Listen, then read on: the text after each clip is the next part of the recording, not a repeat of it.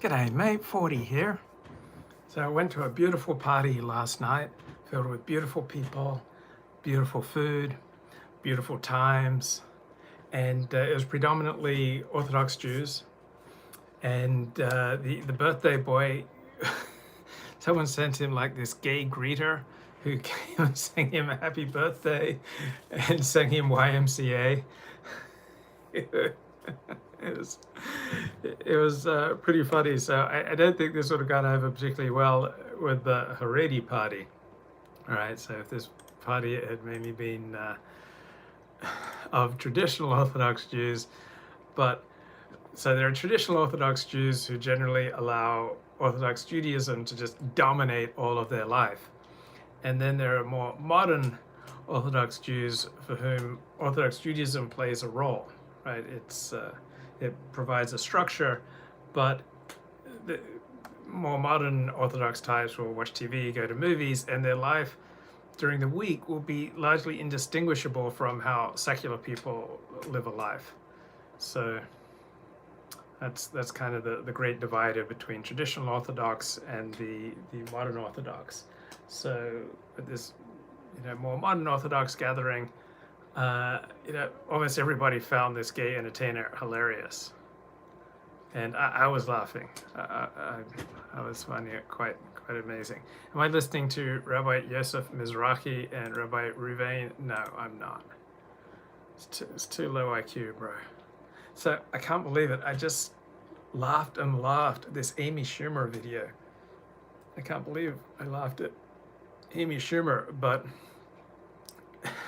there's this video that she released from her Comedy Central show. It's called Football Town Nights. It's a play on Friday Night Lights, and there's this small town high school football coach played by Josh Charles, and he's the new coach in town, and he comes in, talks to the team, says, okay, we're going to run hurry up offense, we're going to practice twice a day, and my third rule is, and just trust me on this, guys, no raping.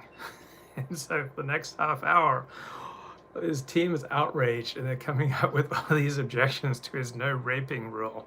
Like, well, what if I'm not raping anyone, but my friend is, and all I'm doing is capturing the video on my phone? No, you're not allowed to do that. Well, what if the girl says yes to something else I asked her last week? Is it then okay to rape her? No. Well, how about just raping on away games? No. And so the town revolts against the coach's no raping rule, and these like old ladies come by his house and say, how are these players supposed to let off steam?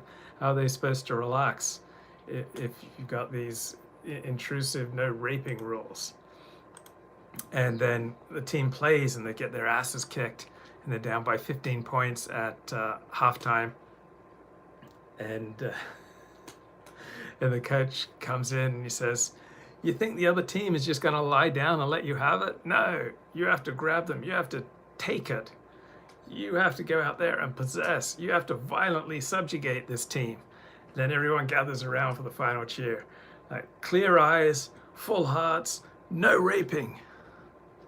I love this Religion in Secular Society book by Brian Wilson. It first came out in 1966, but they've released an updated edition, and they've made some changes. They no longer call blacks Negroes, they now call them blacks, and they no longer refer to God as a he. So they've updated the book for 2016, and they've included a lot more explanations about what he's talking about, because we're a much less religious society in the West today than we were even in 1966. But the trends towards modernization were clear in 1966. So the more a society develops, becomes more modern, the less religious it becomes. So the most advanced societies are the least religious, generally speaking, and the most religious societies, generally speaking, are the least advanced. And it's inevitable, it seems, as the processes of modernity progress, societies increasingly become less religious, and there doesn't seem to be any way that this is going to change. So countries like Norway, according to some UN report, is the most advanced society we have today. and only about 3% of Norwegians go to church every week.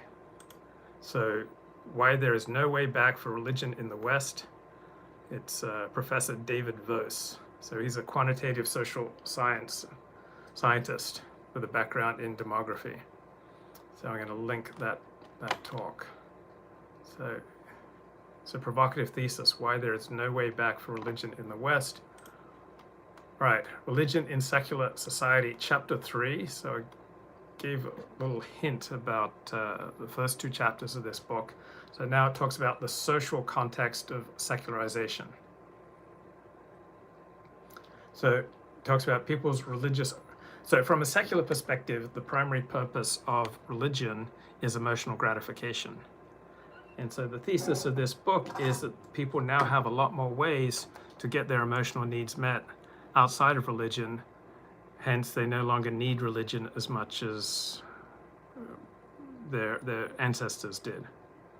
So we are now living in the least religious time in human history. So we now have all sorts of new channels for emotional gratification and emotional expression.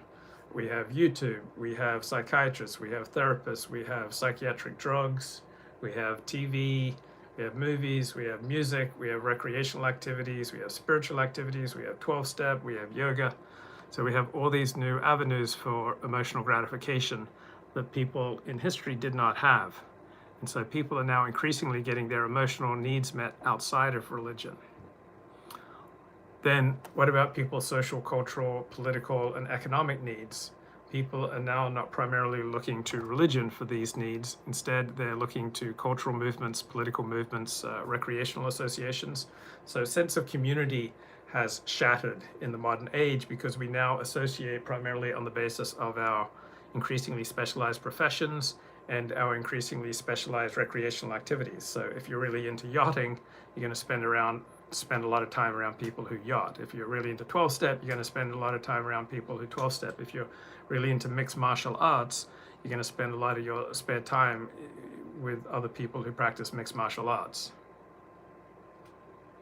So when we struggle with issues of social arrangements, distributions of power, wealth, prestige, life chances, general patterns of life, we now primarily look not to supernatural intervention or religious intervention to change these things. We now primarily look to pragmatic political action. So the widespread religious teachings that we must show contentment with our lot, that we must simply fulfill our obligations, whatever social class we're in, or we can simply pray that God will enter the human scene again and impose a new dispensation. These orientations which consistently diminish in strength as modernity rolls on and as realistic political possibilities are increasingly realized. So there's been a steady shift in focus from the afterlife to this life.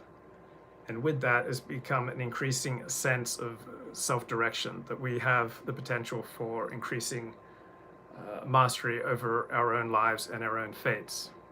Now, to be honest, I think we all realize that we tend to be much less effective at self-direction than we would like to be. And we increasingly realize the complexity of human purpose and emotions, and we understand our own human frailty, and so that's what we blame our problems on, rather than, oh, this is just God wanting to try us in this world, or this is just God giving us each his cross to bear. So religious and moral interpretations of factual circumstances have diminished as scientific, political, and cultural and artistic interpretations have taken their place. So preoccupation with the morality of nation states has diminished. Preoccupation with the morality of nation states has replaced preoccupation with individual morality as the dominant moral concern in modern society. And the chat is just going wild. They're absolutely loving this show. Bro, Luke Ford is giving me a personal lecture. Thanks, bro. How was your Yom Kippur fast? It was not easy, but spiritually redeeming, bro. Spiritually redeeming. So as we become increasingly scientific in our orientation, as we increasingly look to science to give us answers for how the world works, as we increasingly see medical and technological benefits from science, science rises in prestige. And prestige is relative. So as science rises in prestige, religion drops in prestige. So one way that you can see the battle between science and religion is over is that increasingly religious leaders over the past 80 years have wanted to say, look, there's no conflict between religion and science. So what type of person, what's the agenda when you're emphasizing that you have no conflict with another modality? Well, essentially you're saying that you don't want to have conflict. You don't want to compete because you recognize that you can't compete. So religious leaders saying there's no conflict between religion and science, they're recognizing that science is essentially one in the hearts and minds of modern people.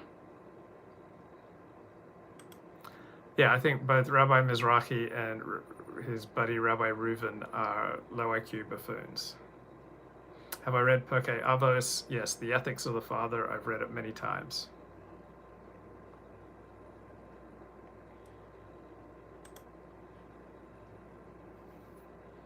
So the way we operate in society is increasingly guided by science and increasingly subjected to rational planning and organization. So people are more and more involved in social activities in which their own emotional dispositions are less immediately relevant. So we're more cogs in a machine. So our thinking has become more pragmatic and more matter of fact. And we are spending more of our time in rational organizations such as firms, public service, educational institutions, working for the government, the state, which impose rational behavior upon us. So the church, from a secular perspective, their dominant function was the institutionalization of emotional gratification.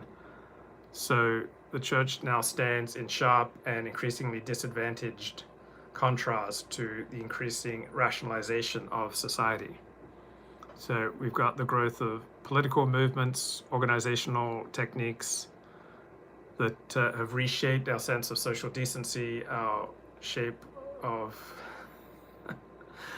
propriety, and they've provided us with new outlets for our efforts and our energy. So it used to be people put much of their spare time into religious activities, into doing good deeds, teaching people how to keep Shabbos, how to wrap tefillin. We were in voluntary organizations. We would, share the gospel if we were Christians. But now people are increasingly inclined to devote their spare time to recreation and to the arts and to social activities based on professional specialization and recreational specialization. So in the Protestant denominations, particularly Methodism, you had the rise of opportunities for the laity, for the non-clergy, even to give sermons. So the floodgates opened up for this wider participation of the laity in diverse religious activities. And so this was a way for non-clergy to get prestige, to move into good standing in the community by their voluntary effort. But now people are taking their energy and their efforts and not so much volunteering in religious organizations, but in recreational, cultural, and secular organizations.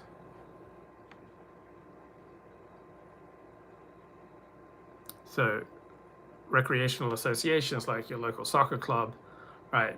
You're not going to get the reverence, necessarily the community esteem with regard to these efforts, but people find recreational activities and secular activities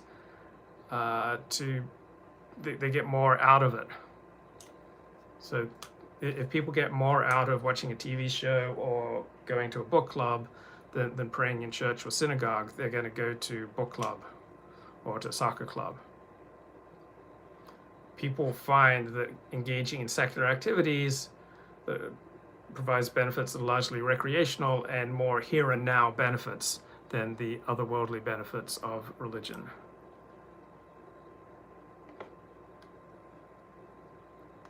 Whatever became of ethics of the mothers?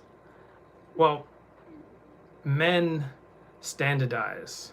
Men love rules. Men love hierarchy, right? Women aren't into the making of rules, the making of legal systems, and the making of abstract documents and abstract teachings nearly as much as men. So the ethics of the mothers is much more based on relationship. So it's much more emotional. It's not primarily cognitive, rule-bound, and hierarchical. Rabbi Ruvain thinks that any lost semen causes 300 million evil spirits to develop in the underworld, and they will come after you. What do I think about Henry Abramson? I don't think I have any opinion on him. What do I think about turning off a light or driving a car on the Sabbath? I believe that these are sins for Orthodox Jews.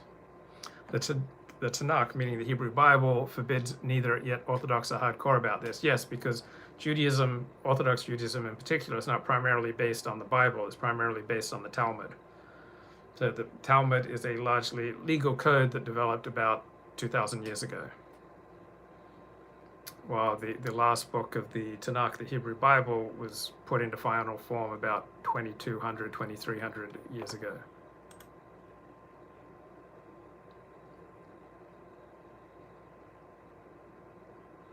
So we now have a much wider range of recreational activities, leisure opportunities available to us than we did 100 years ago, 200 years ago, 300 years ago. So the basis for the Orthodox Jewish prohibition on starting or stopping electrical current on Sabbath is that it's starting a fire, right? That electricity equals fire. But there were leading 19th century Orthodox rabbis who disagreed with the notion that electricity is fire. So it's by no means clear that electricity is fire.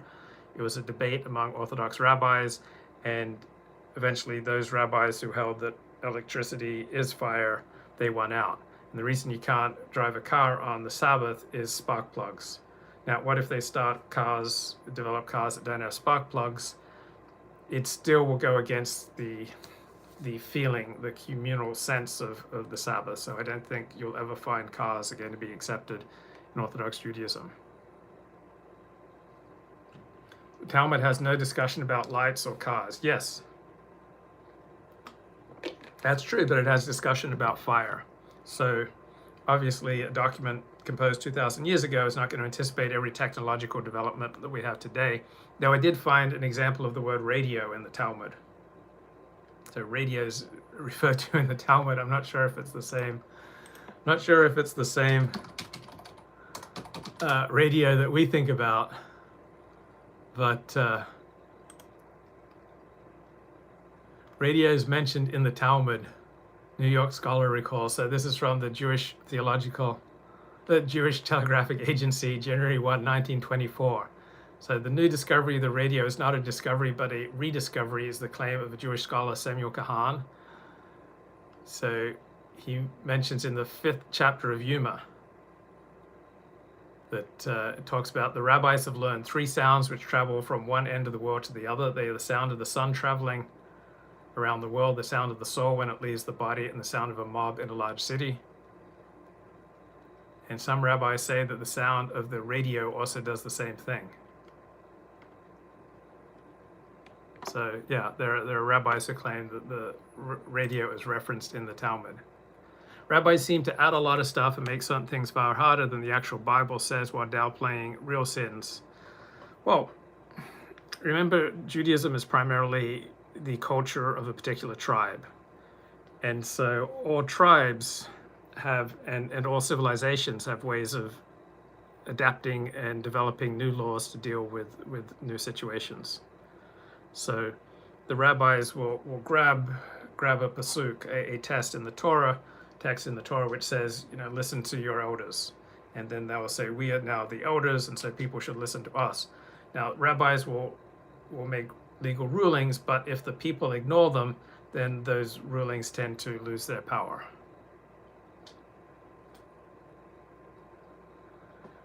Colin Liddell says, look, get your massive audience to check out my latest short pod. So Colin Liddell examines recent events in Afghanistan, sees an historical echo of an earlier U.S. attempt at nation building the efforts of the federal government to remake the American South following the clash of civilizations that we call the American Civil War. That looks quite interesting. And the chat says, most Jews in Second Temple Judaism never knew of a Talmud, and they didn't listen to the rabbis, so they didn't listen to the Pharisees. So yeah, but Pharisaic Judaism was the only form of Judaism which perpetuated itself. So there were many forms of Judaism 2,000 years ago, only one perpetuated itself. That's Pharisaic Judaism, which is Talmudic Judaism.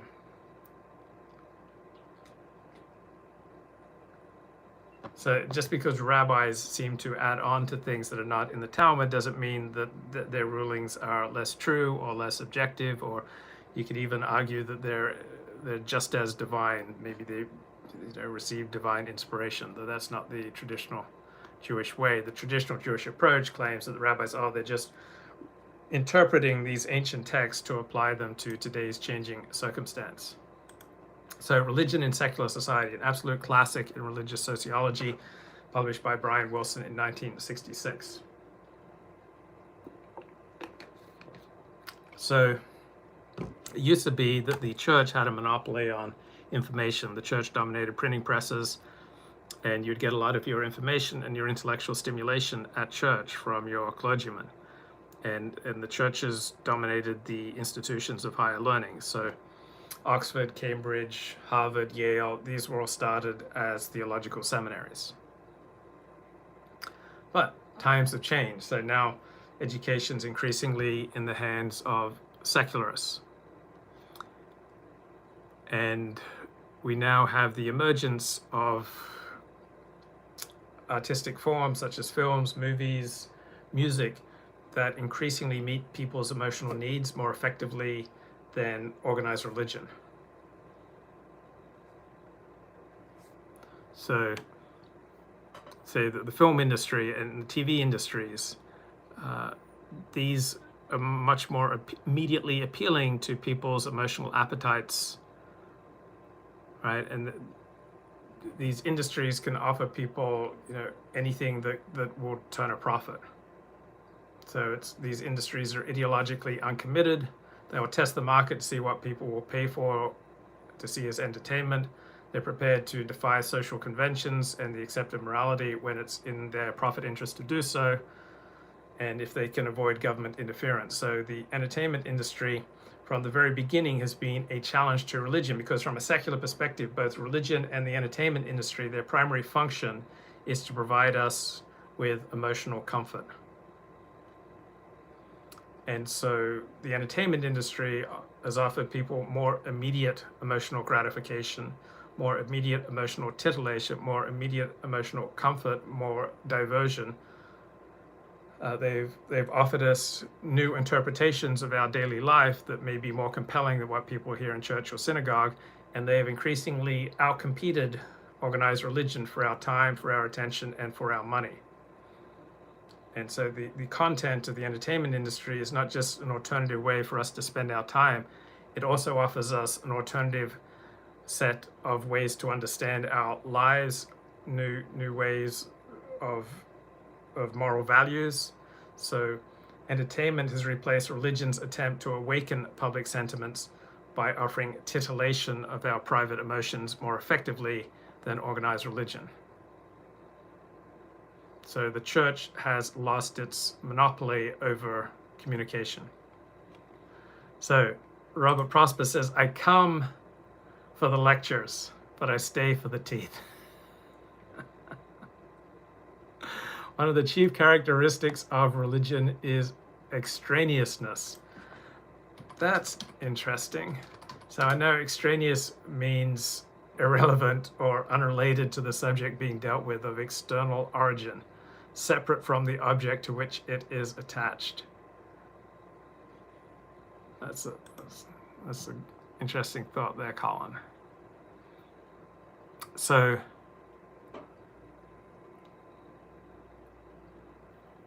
prior to the mid-19th century, people primarily got their information from organized religion and their intellectual stimulation from organized religion.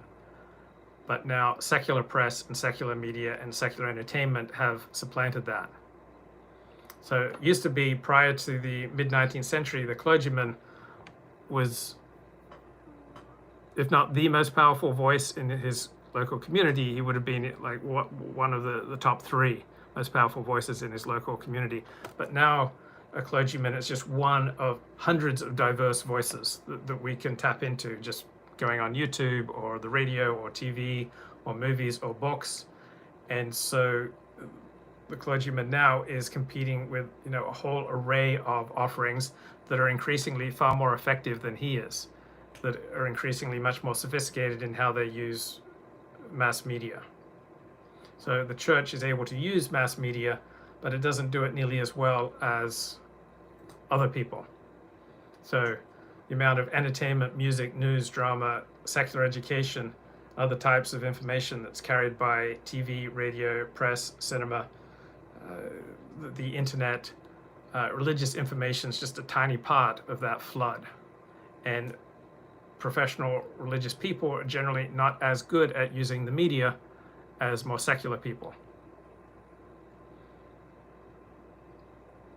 So religious people who use the media tend to use it as a courtesy and on sufferance. They tend to be older, and they're using media that's increasingly dominated by youth. And so when organized religion uses the media, it's often employed by media magnates to kind of whiten the image of an industry which is often charged with being subversive, immoral, and deleterious. So the church is willing to use the mass media, and then the media controllers use this in their own defense as evidence of their own social responsibility. But religion claims preeminence, right? Religion claims to have preeminent truth. Religion claims to have access to the divine. Religion claims that it knows best of all modalities how you should lead your life. So when religion is competing with all these other groups and individuals in mass media, they are relegating essentially religious material to a marginal place in mass communications, and it's kind of in opposition to its own religious message. So when the church uses mass media, it's relegating itself to the level of this medium. So that detracts from its own claims to preeminence. So when the church uses mass media, that changes the image of the church. And in an increasingly secular society, religion increasingly accepts a more marginal position in mass communications, which is in complete defiance of its own self-assessment as the preeminent source of wisdom and morality. Robert says, America's best hope for media is that Islam takes it over. All the rabbis quoted in the Talmud are from like 60 BCE to 600 AD, yet they claim it went back to 1300 BCE with Moses. Well, that's a very traditional approach. Is throughout the Middle Ages, non-Jews and Jews would claim that the origin of their teachings came from far, far back. That made their teaching seem more authoritative. Robert says, Luke knows all this, but he derives social benefit from these people, so he does not want to rock the boat. You would think that stuff going back to Moses would have people from Moses' time quoting it. How could there have been an oral Torah if almost no Jews of the Second Temple had ever heard of it? Well, maybe the whole doctrine of the oral Torah was developed in response to circumstances. So situations change, and we have to change in response to those circumstances if we're going to be effective. And one of the most effective ways of running a community is to claim that your teachings harken back to a much more ancient time.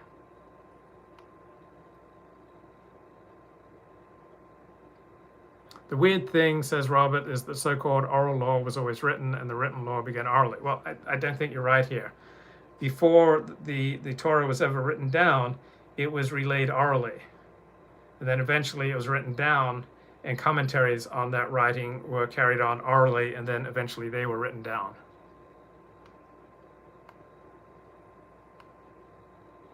In parts of Brooklyn, they still get their information from their Rebbe. Yes, but even in Brooklyn, even in Hasidic Brooklyn, they're still exposed to the internet, to radio, to TV, to music. Yeah, it's not just that the Catholic Church has its own oral law, and the Muslims too. All peoples have to have their own oral laws, right? It's not just enough to have laws written on the books. You also need oral interpretations about how to apply those laws. So you go to work, right, and you may be given an employee handbook. But the employee handbook, it's all written down, but that's just one source of information about how you should operate. You learn from your fellow employees like which rules are enforced and which aren't enforced.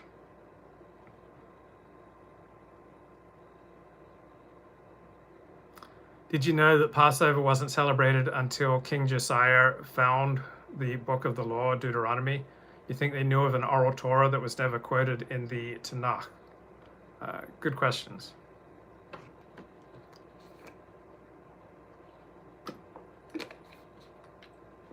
So back to this terrific book, Religion in Secular Society.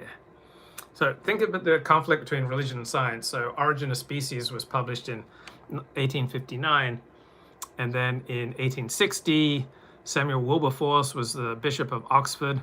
He was the third son of William Wilberforce, the anti-slavery campaigner. He was an ardent critic of Charles Darwin's theory of evolution by natural selection.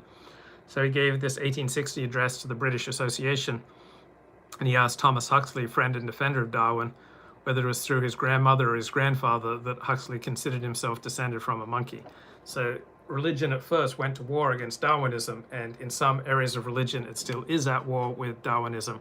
But overall, Darwinism has won that conflict, because since about the turn of the century, and even back in the 19th century, many religious leaders became increasingly focused on telling people that there's no conflict between religion and science. So that's the type of thing you say when the other group is winning.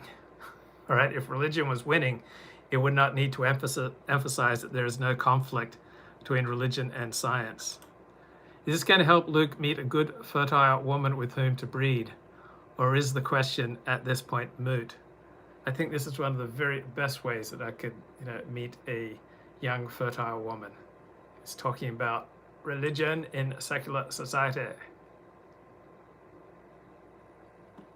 So when art became liberated from the religious perspective on life, the artistic conception of the world has proven to be perhaps more challenging to the religious orientation than science is, because art more immediately and in a more compelling function for many people meets the emotional needs that religion used to meet. So art deals as religion deals in emotion, in communication, in meaning, in interpretation, in evaluating, in evoking responses, and inviting individual participation in a very complex set of conceptions and feelings. Now, science doesn't do any of these things. So when science's factual presentation and analysis are done, there's still room for religious interpretation. But artistic interpretation is increasingly more compelling to people in the modern world than religious interpretation. So my friend Robert Prosper, for example, he finds far more spiritual and emotional meaning in reading or watching Lord of the Rings than in going to synagogue.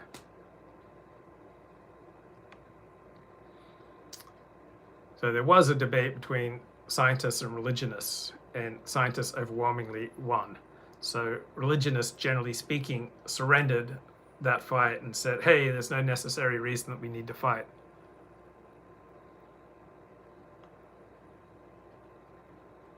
The Puritans, you would have thought that they would have favored science and opposed art, as many Puritan sectarian movements do still.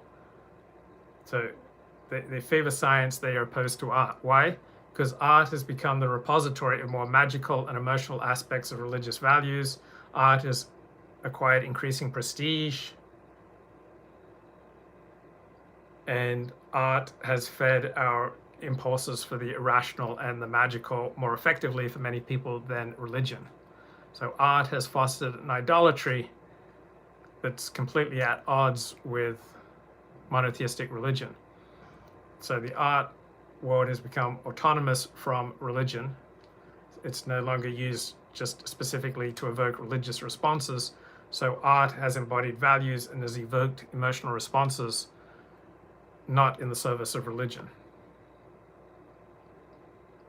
And so there was an imperceptible gradualism in the way that the arts freed themselves from religious preconceptions. So it started with literature with moral tales that were often intrinsically shocking, such as in Daniel Defoe. It had painting with gradual romanticization of the landscape and subtle but increasingly obvious invocations of other gods.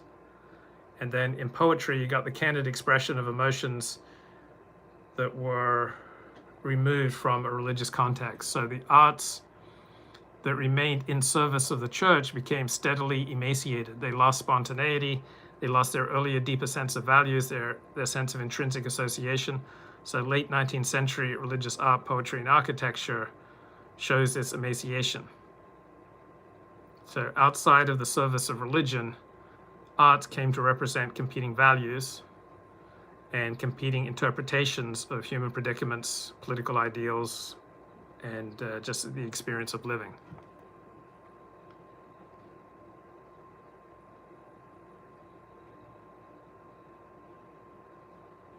So this is Brian Wilson writing that the churches today are so concerned to assert that there is no conflict between science and religion is perhaps the best indication that the struggle is over and that religion has conceded wide territories to science.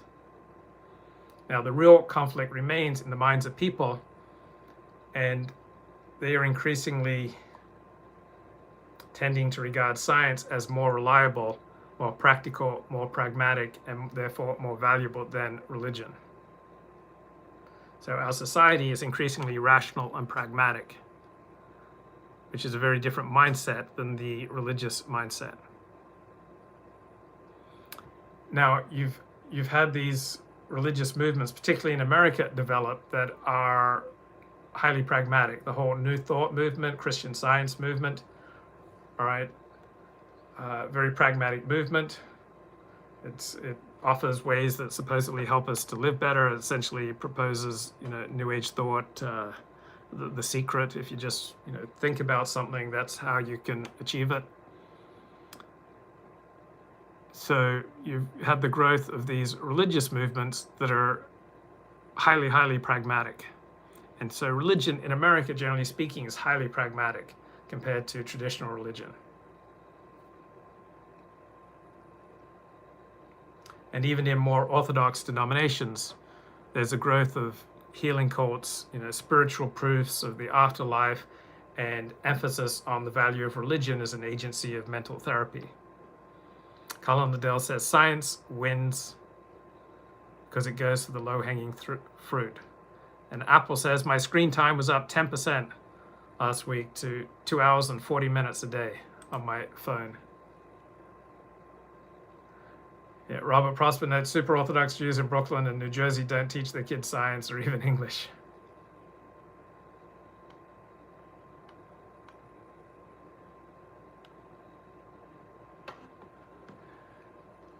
Robert Prosper says that doing yoga poses and hoping a young fertile woman is ensnared by your yoga live stream seems closer to reality for finding a wife than discussing the Tanakh. Maybe I wasted too much sperm during my youth and now got billions of demons against me in the underworld, as per Rabbi Reuven. Women are into yoga, Luke. That's what you should be doing, yoga. Luke Ford won't talk about semen retention. Hey, I've got a loyal member of this channel who promises that he'll continue to regard me highly and retain his paid membership of my channel as long as I remain no fap. So I've been no fap for over 8 years.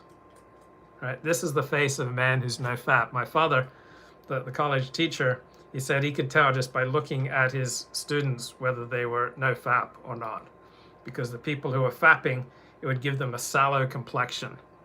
I don't know what your fapdar is like. Can you tell just by looking at someone whether they are lost to the great sin of fapping? Bro, it's easier to be no fap when you're in your 50s. Yes, it is easier, but it's still an accomplishment. And I started at 47.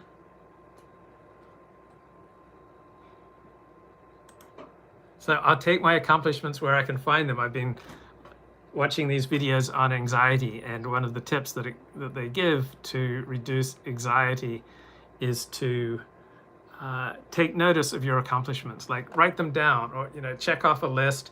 And if it's not on a list, put it on a list, things that you've accomplished. So I was no fap for 15 months, I think basically 1991 into 1992. So I was about 24 years of age at the time, and I went no fap for about 15 months when I was first converting to Judaism.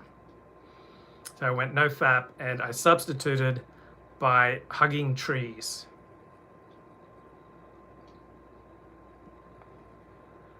Colin Liddell says, when science tries to explain high-hanging fruit, ghosts, prognostication, the meaning of life, it just looks stupid.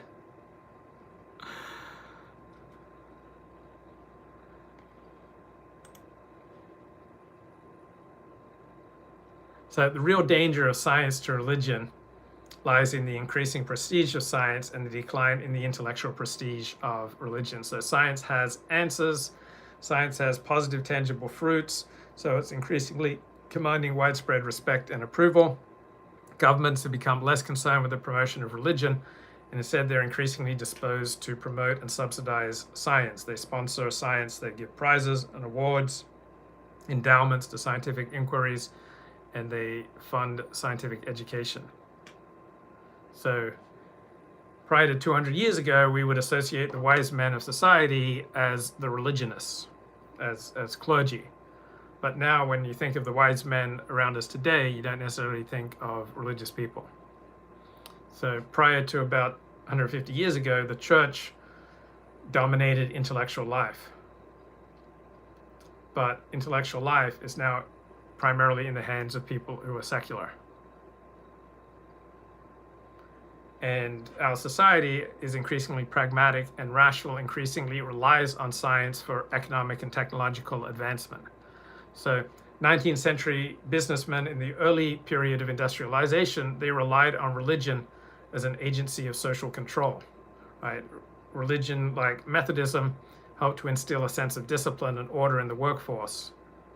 This was the primary factor of production. But as industry became more capitalized, machinery increasingly controlled labor. And so that control is now more specifically adjusted to a particular task at hand, and it doesn't need to control people in their private lives outside of work. So the old control used its letters of testimony, its characters as the working class knew them. The old control relied on a worker's general dispositions to industriousness, punctuality, thrift, sobriety, willingness, and reliability. The new control demands none of this. Doesn't care about character because the conveyor belt will exact all the control that is needed. Amazon's detailed system exacts all the control it needs for its workers. It doesn't need external character values, right? Internalized character values have been replaced by mechanical manipulation. So business has turned from religious socialization, regulating the work situation, to mechanical control. So industry needed to control workers. It used to rely on religion to do this, but now industry increasingly relies on the new sciences, the sciences of management, industrial relations, on machinery, on surveillance. So in economic terms, it's become wasteful to demand that the whole person should be self-disciplined when a more specific method of manipulation can be developed. So just that part of the person which is needed for the job needs to be disciplined. So industry has increasingly rejected the blanket control of religious moral socialization of workers for mechanical instruments of production. So businessmen used to give to religious causes. Today they increasingly give to science and education, really meaning scientific education.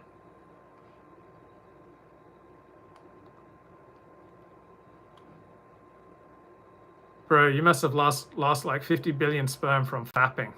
It's like way worse than Holocaust deaths as per Rabbi Ruvain.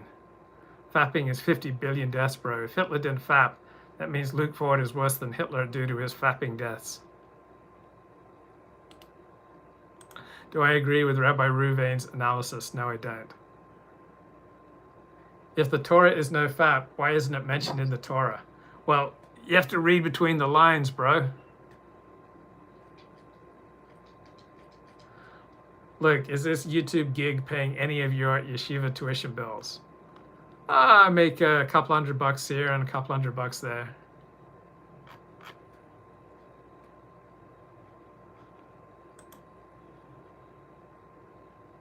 You've got to have key. Japan's tendency to mix science, mysticism, and the paranormal. Yeah, Japan is an interesting culture. So science became a profession, its social prestige steadily increased. As our society becomes increasingly pragmatic, we're increasingly impressed with the results of scientific endeavor. So what science is showing us on a daily basis, for most people, is more dramatic than anything that religious clerics are producing. So ancient wisdom does not seem as impressive to people today as compared to the new learning. Science is rising in prestige, art is rising in prestige, innovation is rising in prestige, technology is rising in prestige, religion is falling in prestige. And so as these other fields rise in prestige, then our best and brightest minds increasingly go to those fields to get their prestige. So the minister of religion was a specialist at an earlier stage of social development, but as all societies become more advanced, they inevitably become less religious. And the most religious societies are inevitably the most primitive. So the clergyman's specialist expertise, his knowledge of theology and of liturgy, and his license to perform sacramental acts, that's increasingly less relevant to our increasingly pragmatic society.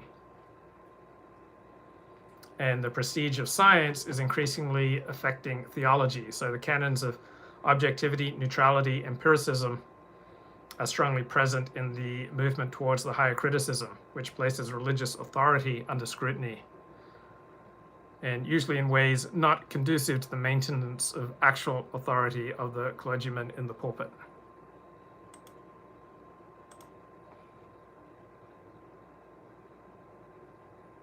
Religion is not falling in prestige in Afghanistan. Correct, but Afghanistan is one of the world's most primitive societies. Bye-bye.